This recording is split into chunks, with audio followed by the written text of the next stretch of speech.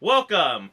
This year, besides our 10 favorite board games or whatever, we figured we do enjoy a lot of card games, but they don't really count as board games, I would say. So we decided to make our own list of just those alone.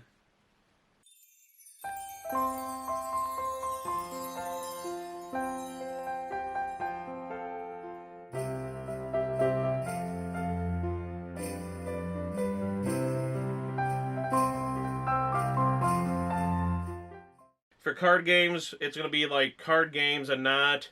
Because that could be its own list, because honestly, I would cross off probably half of these to throw in. Maybe all 10 of them, honestly. For actual card games like Pinochle and Rummy and Knaves and Hearts and Queens and Euchre and no, those are TCGs. That's different. Like Pokemon and Yu-Gi-Oh would also not count. I'm talking about actual card games, cribbage, crap like that. Those things are the best games ever. Those are fun. All you need is just a deck of cards for a lot of those freaking things. And of course, Yu-Gi-Oh would be high up for the TCG. It's the best. But we're not kind of. It's like card games. They're like board games.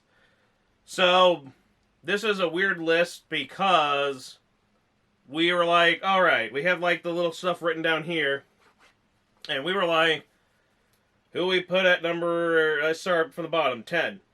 Well, I guess this could fit, but then I feel like that was so. And it's like, okay, then no one. But then it's like, well, obviously this one, but then it's. Well, yeah. So we figured our 10 favorite that we decided on. In no particular order. And yeah, no particular order. So we'll just start off with one that I thought was. We played early on in the year. So for some of these, we won't talk as much. You can go check the videos of our reviews on it, on how to play and stuff like that, because we don't need to take up too much time. Uno All Wild. Now you're thinking, how can you enjoy Uno when when it's all wild cards? Yeah, how can you? Well, it's quicker for one thing. Exactly. So how can you not?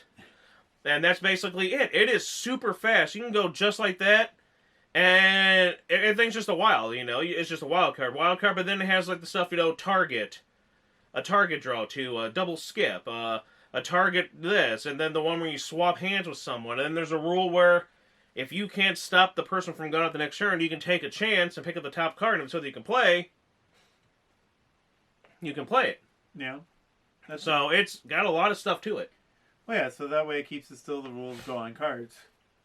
It's like probably, like Uno had a lot of games here, so we had a lot of Uno on here, because we played a lot of Uno this year, but we, basically I think that was the best, besides the other one, that'll be on here too. But where will it rank? I thought these had no rank. Yeah. Oh, yeah, I forget it. Knock it off. They being silly. But yes, on to the next one. Uno All Wild. Great way to play Uno.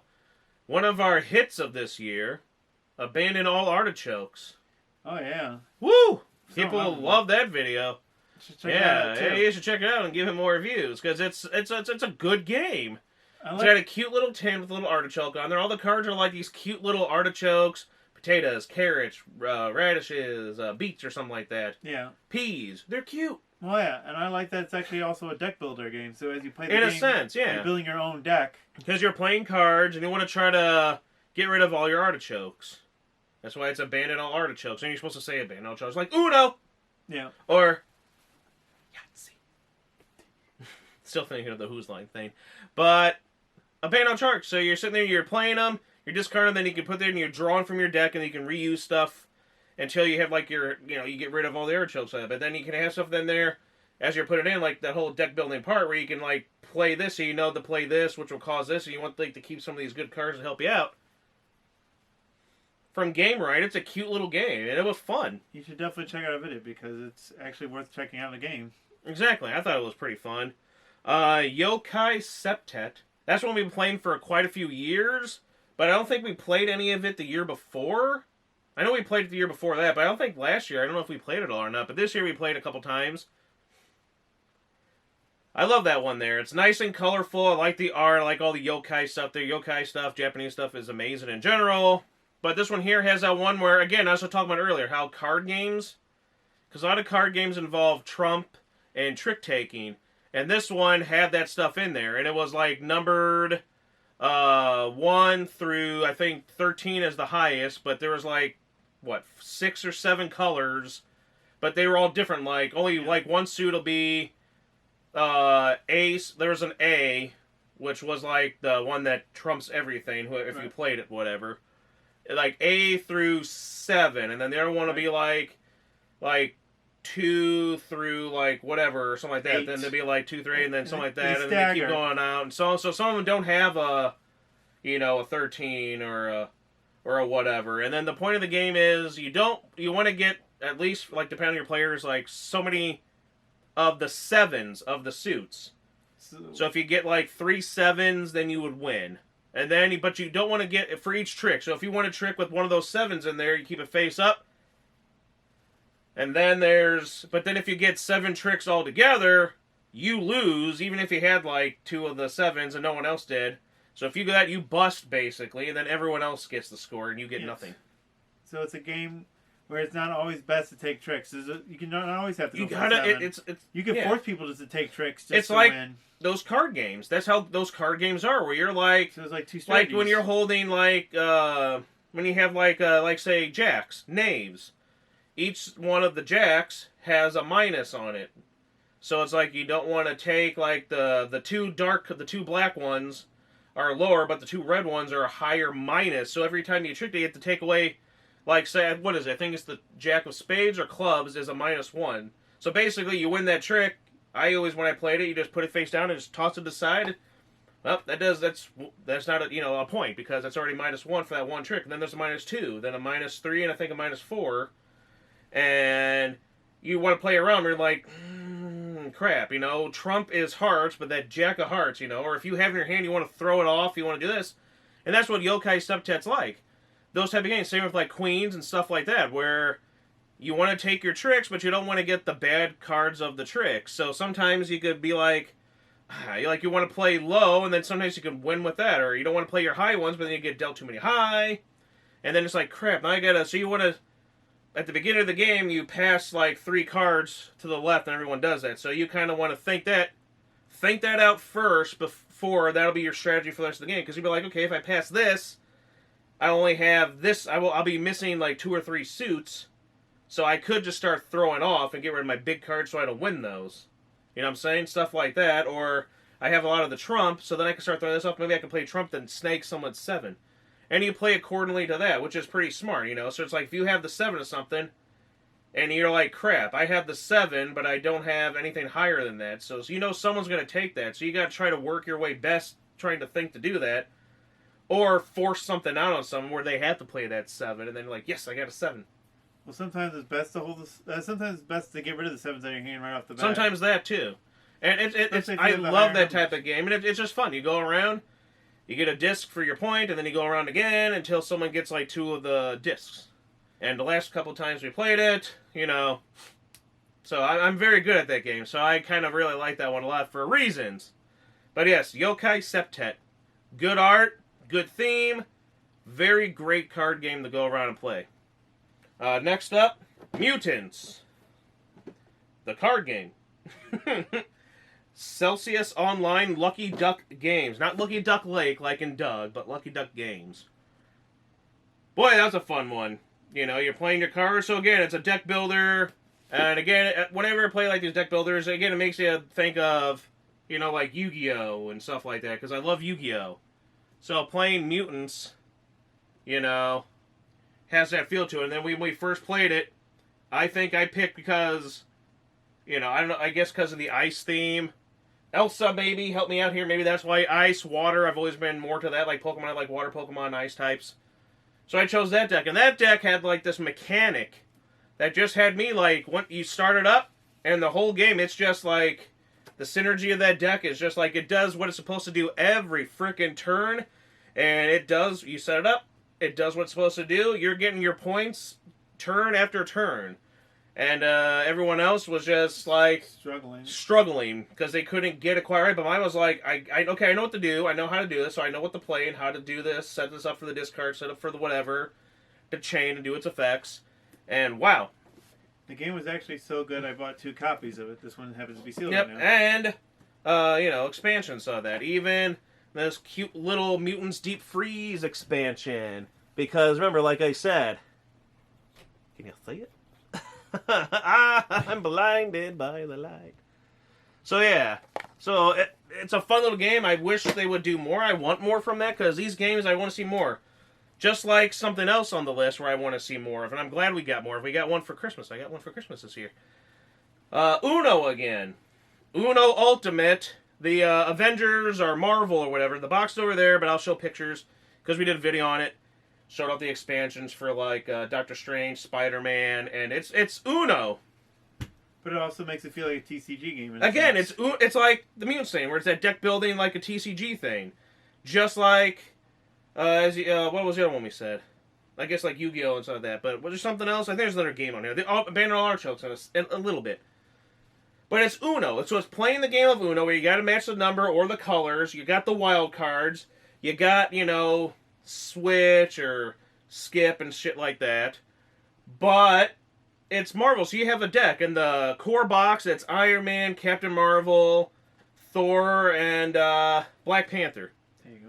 So, and I really like the Captain Marvel deck because it's one of those things where you look at what they each have like if you remember Yu-Gi-Oh! The Deck Masters. Stuff like that. So it's like the deck has a special card that gives you like a special ability throughout the game. And I'm looking at these, I'm like, okay, I like this. I'm going to go with the Captain Marvel one because this one had a lot of stuff to do with the certain mechanics to the game. Because there's stuff where you'll discard for later. You have to, like, burn, it says. And then hers involved a lot of the wild and so that to help you replenish and to do things. So I like that. Kind of like how Iron Man had a lot of stuff with that. But they're all really fun. The expansion are neat. We got She-Hulk, finally, for Christmas. Yay, excited. We got a lot of She-Hulk coming up. There's a lot of She-Hulk stuff for Christmas, amazingly enough. But it's Uno. At the same time, you have your own personal deck of whatever superhero you have from the base or the expansion sets. And you're playing from that. And you're trying to get down to say no card and then say Uno. But there's a lot of stuff that you're doing. And you're fighting, villains too, I believe, right? Yes. I almost forgot the villains. And then events happen. And because of the different characters, each deck kind of feels different. So he's not playing the same necessarily game.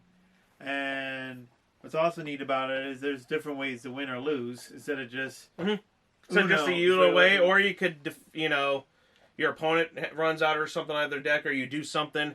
But as of now, there's 4 in the core. Then there was the 3 that we got, plus She-Hulk, plus another 2. But I'm not fans of those superheroes, so I was like, I don't really want those ones. But it's pretty neat. Hopefully, there's plenty of heroes out there. Maybe they can get Ant-Man. So hopefully some cool stuff like that. Uno Ultimate. Uno's been killing it. They did a good job this year. This I'm very proud of year. them. There's also Uno Flex. Uno which Flex, is not and on then Daedalus list. which is a newer game though, so we played. So I don't know how much I would want to raise it up, especially when we have a lot of Uno on here. So I figured we came into agreement. These are the 2 I think best, Uno All Wild and then this one. Go all day about it. Because there was another Marvel one that was like you play it. There's a good side and a dark side. The heroes and the villains. So you play it, you can flip it, and you have to turn all the cards, the draw pile, ones you're playing, and all stuff there have to be turned over to the dark side, and then if it plays again, they have to flip over to the light side. But we didn't only play that a couple times, so we didn't really get much use out of it. But it's still a pretty fun game. But Uno's killing it. Hopefully they come with some really unique stuff next year. I'm looking forward to seeing what they got.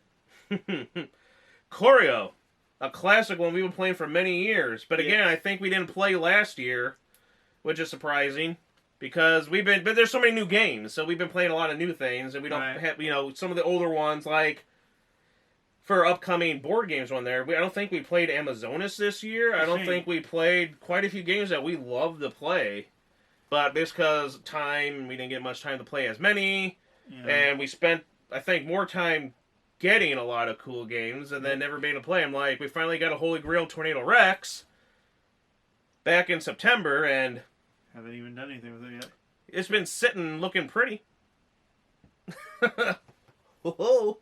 But, Choreo, if we played the one that I like the most, its sequel, pictured here, then that would definitely be on here over that one, because I love the sequel more, because a certain strategy of playing again.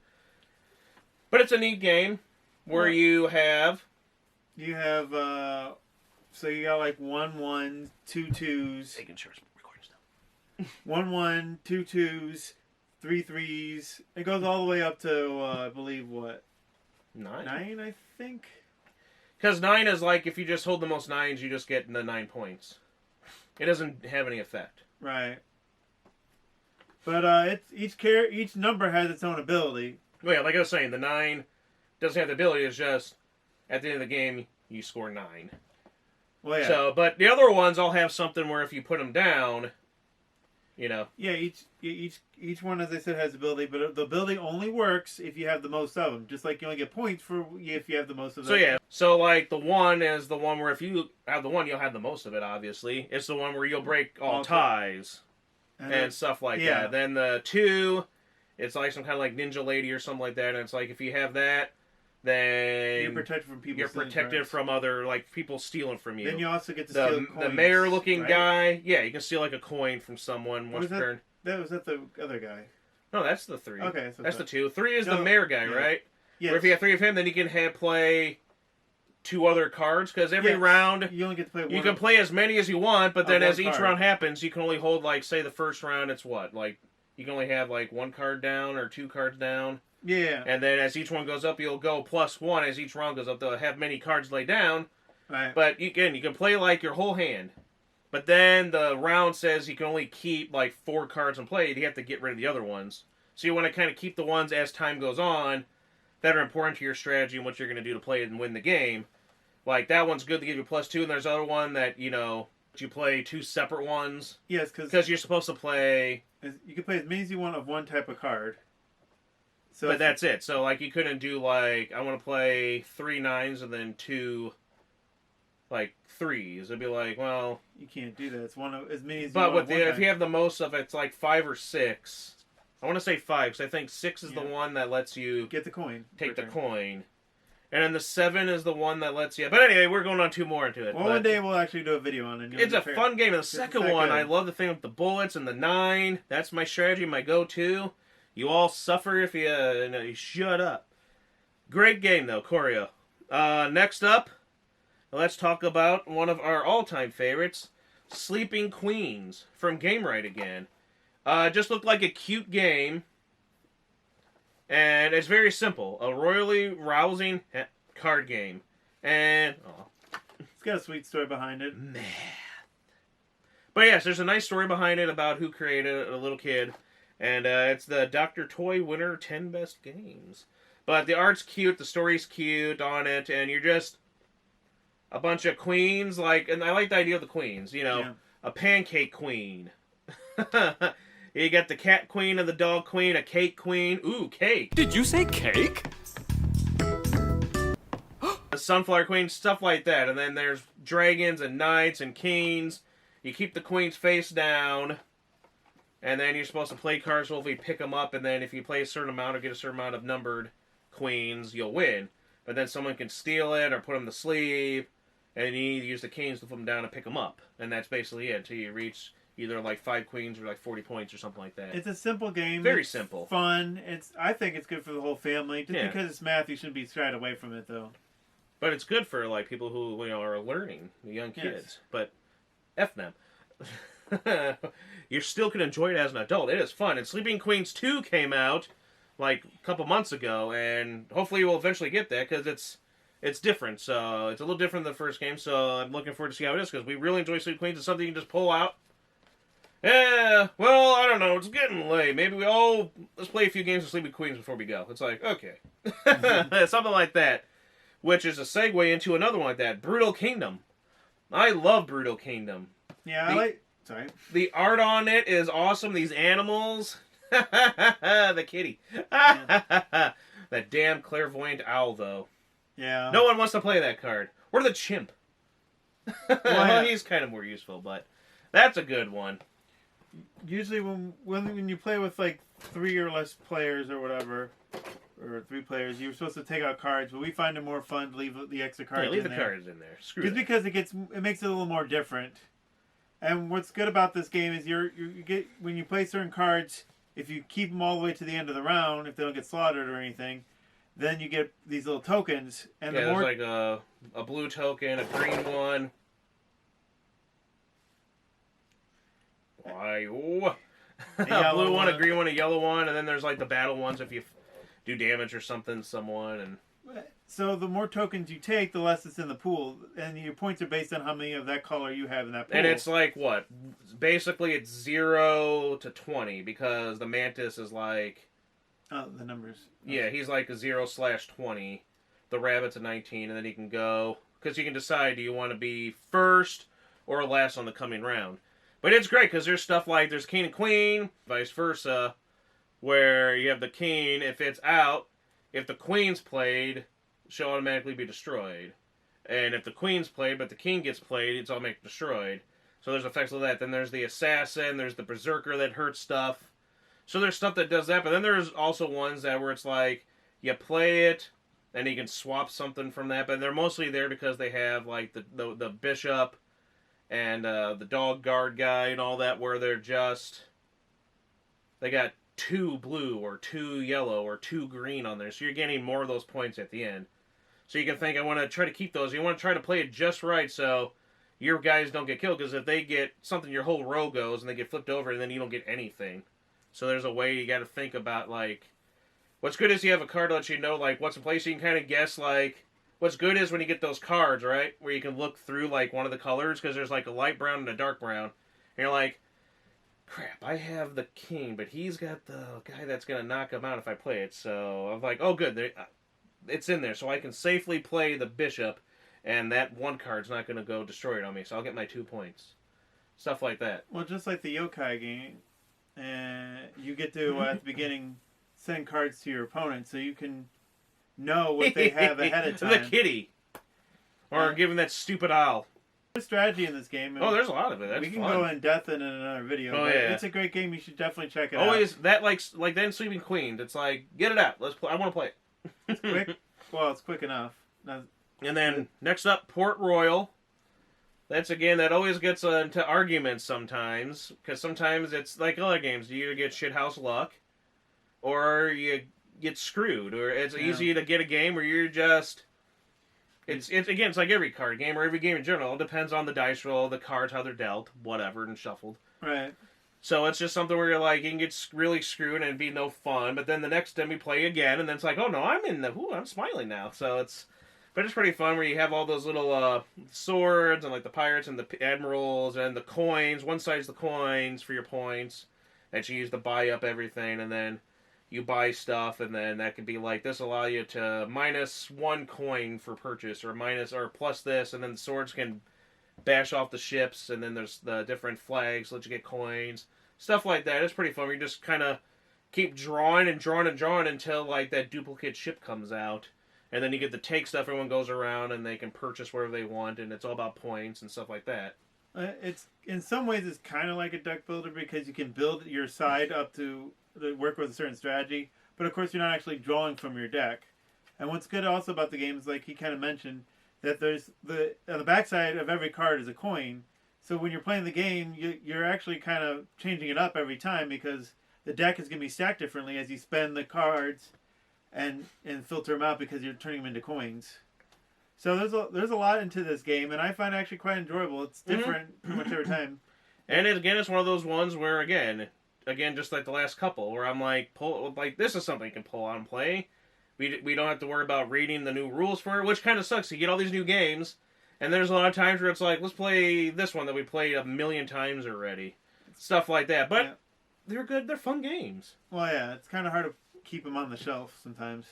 And we'll end it on our 10th one, and that is Oh My Goods, and that's a more recent, newer one. I don't know if it's that new of a game, but we played this year. My dad got it, and he thought it looked cool, and he's like, well, let's play this and try it. I'm like, okay, and we'll try it. And we tried it, and usually, if I, become the king of old Broadway, it's good to be the king, and, win on, that first going, then I'm pretty happy, because I'm like, okay, I get the gist of it. You know, just in general, where you read the rules, everyone, I'm like, man, I don't want to listen, blah, blah, blah. And then suddenly he's like, oh, pay attention. I'm like, whatever, let's just play. And then I just catch on like that, and I'm like, I win! It ticks people off. Some games when he does that makes us not want to ever play him again. But There's a lot of games, but this one's actually pretty because good. there's still more times we wanted to play it too, because we didn't play it that much, but it was just such a fun, unique game. We had to include it on here. And just like and again, you want to play it again. And just kind of like Port Royale, you actually build up your side, and depending on how you build it, Yeah, because it's depends how your like, points oh and my stuff good, work. so you get like stuff where you can get money, and you're trying to get like these like there's like buildings, factories, and they have like little scrolls on them to tell you like what's this, and then it was like during the time of day where it's like the sun, and then it would set, and then after you flip through the deck, and after the third or fourth sunset or whatever, that's when it's done. So it's one of those ones again where it's very weird. Yeah. Where it's like you take this and shove this, but take this one, the end game card, and kind of shuffle it in this way at the bottom. So you don't know if it's the bottom card, the next to bottom card, or it's the very next top one after, stuff like that. Those are always interesting. It's like, oh crap, we flipped that one already. We're on the last thing. But it's a fun game, and it was getting kind of addicting. Where it's like after we played it, it's like, let's do it again. And some of these games you could be kind of cutthroat. And this one you could technically buy or gather cards before someone else gets them because you know they want them. But at the same time, we actually, maybe because our first time playing, we actually kind of helped each other out just because. Yeah, I try to be nice sometimes, even though Because you get so much consumed in the game, it gets really exciting, and sometimes it's just the way it is. You're just like, we can make this friendly, or we can make this more competitive. And it's good either way. I guess we put the mutants box away, but it's basically the size of that box, maybe a little smaller. And it's amazing, everything a little smaller than this, and just everything fits in it. And it's this whole big game. It's amazing how you can get such a whole game out of these. You should see some of those wallet ones. Remember those ones where they basically look like a wallet? We played that one with the wagon, and it went to a circle, or these other ones there. Or these games where the box is like the size of a little mint box, and it's like, how do you do that? But there's a whole game in those. Yes. It's amazing what you can do. Like those candy cigarette boxes, I think you're referring to. No, I was thinking of those ones like that we played a couple times, but then people they used to like it, and we haven't played for a while. Oh, you're talking about like red light, green light? Well, that one's real fun, but that was that one where it's like this little box, and then it was like, it was basically like a cube. We played that and some other version like that, where they're like these little cube plastic boxes, and the cards are these little, and you just kept like to somewhere you draw, and then you press your luck type stuff, kind of like the cube one too. But those games, the little gum ones, those are something. I was going to include that on here, but then I'm like, these other ones are so much. But you know what? Screw it for bringing that up. I'm doing it anyway. Nut is going to be in here as an official slash to this 10 list. So it's number 1 is whatever slash nut. Even though there is no order to these. Because those little gum games are amazing. That was the first one we played. And it is fun. It's the go-to one you go to the most, I'd say. And the games were pretty cheap. When we got them like almost half off. But they normally go for around $5-6. Yeah, they're like little pack of gums. And the stick cards in your are pocket. shaped that way. It's actually pretty cool. Yeah, we also like the bus one, the dog one. The boxing one was okay. And then we were going to do Boo for Halloween, but I'm sitting there still scratching our heads on that. So then I'm like, okay, let's look at their actual video from the company themselves, and that's still. I'm like, well, let's look at maybe someone doing a review, like the Dice Tower people or something. It's still.